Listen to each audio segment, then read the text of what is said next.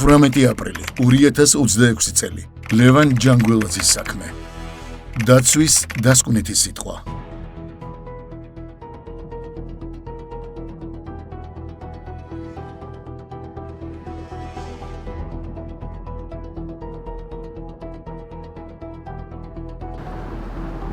I'm not going to speculate on არ ვაპირებ წინასწარ ვიმსჯელო იმაზე, თუ როგორი იქნება სასამართლოს გადაწყვეტილება.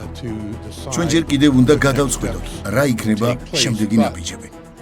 თუმცა, უბრალოდ ვიტყვი შემდეგს.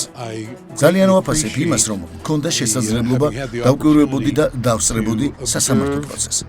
მომესმინა არგუმენტები, რომლებიც წარმოდგენილი იყო როგორც ბრალდების, ისე დაცვის მხარის მიერ. ვფიქრობ, არსებობს ძალიან სერიოზული მიზეზები იმისთვის, რომ ბატონი გიორგი მიქაძის სახელით ოპტიმისტურად ვიყოთ განწყობილნი მოსალოდნელ შედეგთან დაკავშირებით. რა თქმა უნდა, დღეს გაჟღერდა ძალიან ეფექტური არგუმენტი იმის შესახებ, რომ არ არსებობდა მისი ამ საქმეში მონაწილეობის რაიმე აშკარა მტკიცებულება. ასევე ვფიქრობ, ნათელია, რომ ბრალდების მხარემ წამოაყენა თეორიები, რომელთაც ძალიან მცირე ან საერთოდ არავითარი საფუძველი გააჩნიათ. upon which there is very little if any evidence presented. მოვისმინე ბრალდების მხარის დასკვნითი არგუმენტები, რომლებიც აჯამებდა ამ მტკიცებულებას. ჩემთვის ისინი არა დამაჯერებელი იყო. ასევე მოვისმინე დაცვის მხარის მიერ წარმოდგენილი არგუმენტები. ისინი ძალიან დამაჯერებელია და აჩენს გონიურულ ეჭვს. გიორგი მიქაძის ნაწილში პროკურატურამ ვერც ერთი პირდაპირ მტკიცებულება ვერ წარმოადგინა. არსებობს ერთი ვიდეო კადრი და თბილისის თაუერის კადრის სადაც არ არის იდენტიფიცირებადი, რომ ეს არის ნამდვილად გიორგი მიქაძე. არ არის ჩატარებული მათ შორის არის საბიტოსკოპიური ექსპერტიზა, რომ რომლის დაადასტურებდა, რომ კი, განმარტავ.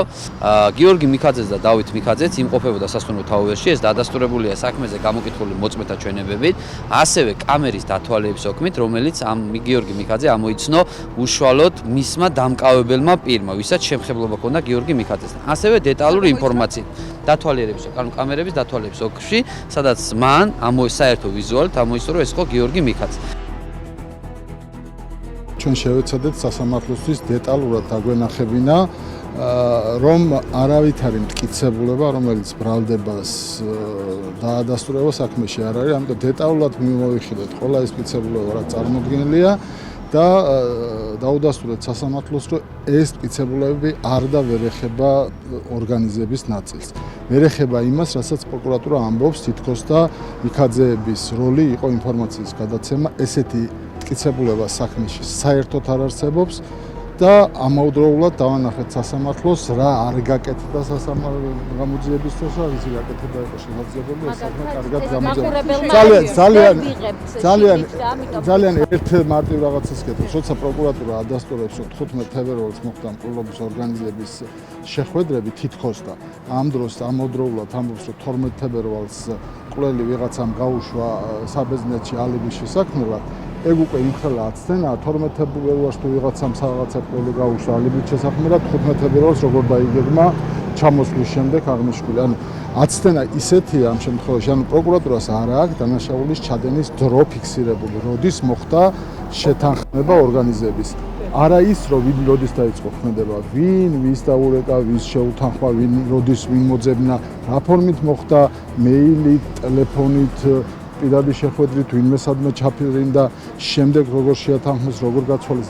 არა თუ ის არ არის მტკიცებულება, ვერსიაც კი არ არის, არც ამბობს პროკურატურა, რომ დაახლოებით იანვრის თვეში ესენი შეიძლება ესეთი რამეც კი არ არის საქმეში. ეს არ არის ბრალდების და უშუალოდ განაჩენის სტანდარტი. ბრალდების სტანდარტსაც ვერ აკმაყოფილებს და საერთოდ ლოგიკის სტანდარტსაც ვერ აკმაყოფილებს აღნიშნული და ჩვენ შევეცადეთ ეს დღეს შეგვიძლია ერთად მთელი იმ რამდენიმე თვიანი ნახილვა, რომელიც დღეს აქვს. რაც შეეხება ფარცხალაძის ნაწილს, ამაზეც ისაუბრეთ თქვენ, ბერძენიშვილმა ისაუბრა ფარცხალაძესთან დაკავშირებით კონფლიქტში ყოფნაზე, გარდაცვლილთან, მოკვლელთან. აი ამ ნაწილზე გვითხარით, რას ნიშნავს თქვა ფარცხალაძესთან შეხვედრები და რა კავშირი შეიძლება იყოს? ვერც ეს ვერ გავარკვიეთ, მე ძალიან ყურადღებით უსმედი. მოტივი უნდა იყოს კონკრეტული პროკურატურის მიერ დადასტურებული. მოტივი პროკურატურამ დაასახელა შეკვეთილი მკვლელობა, დაასახელა ესე რა ქვია, ირაკლი უსოიანის შესაძლო შეკვეთა $5 მილიონი, ესე გამოკვეთა ასეთ შემთხვევაში რა კავშირში ეს არის მოტივიო შეკვეთი მიყოლობის ანგარებით. ბოლოს ესე თქვა პროკურორმა, შესაბამისად ასეთ შემთხვევაში დაპირისპირება ბიზნეს ურთიერთობები რა შვაშია, უკვე ვეღარ ხვდები, იმიტომ რომ ან უნდა აერჩიოს პროკურატურამ, რომ ირაკლი უსოიანმა შეუკვეთა მიქაძეებს, თუნდაც ფარცხალაძის მეშვეობით აღნიშნული მკვლელობა, ან უნდა აერჩიოს, რომ დაპირისპირებული იყო ერთმანეთთან ფარცხალაძე და გარდაცვლილი და მერე შეუკვეთა ფარცხალაძე. ახლა შეიძლება ეს ორი ვერსია ერთდროულად არსებობდეს სასამართლოს მიანდო ამის ამორჩევის უფლება. დღემდე ვერ გავიგეთ ამ ორი ვერსიიდან რომელს იცავს პროკურატურა, იმიტომ რომ ამ ორი ვერსიას სხვადასხვა მტკიცებულებები ჭირდება დასადასტურებლად. და შესაბამისად იდეაში არც ერთის მტკიცებულება არ არის, მაგრამ ეს არ არის დაცვის საქმე, ეს არ არის სასამართლოს საქმე. პროკურატურა და ზოგადად ბრალდების მხარე გამოძიებას მათ შორის ვალდებული იყო იმ ბრალდების დადგენილების დაწერით, რაც ძმები მიქაძეების მიმართ იქნა გამოტანილი, დაედასტურებინა მტკიცებულებებით, პირდაპირ მტკიცებულებებით თანგონიურული ეჭვს მიღმა სტანდარტით, რომ მიქაძეები მონაწილეობდნენ ანგარებით და შეკვეთით ლევან ჯანგველაძის მკვლელობის ორგანიზებაში. ეს ბრალდების მხარეს ავალდებულებდა, რომ წარმოედგინა მტკიცებულება როგორც ორგანიზების, ასევე ანგარების, ასევე შეკვეთის.